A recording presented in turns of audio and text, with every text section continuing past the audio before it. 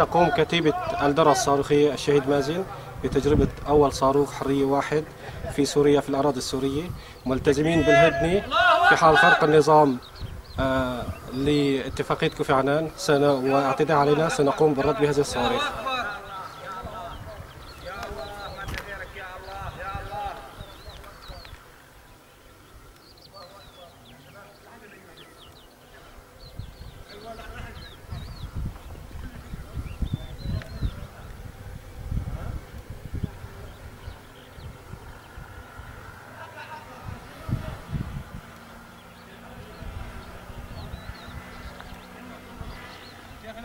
خلت السيارات هون شلون القياده؟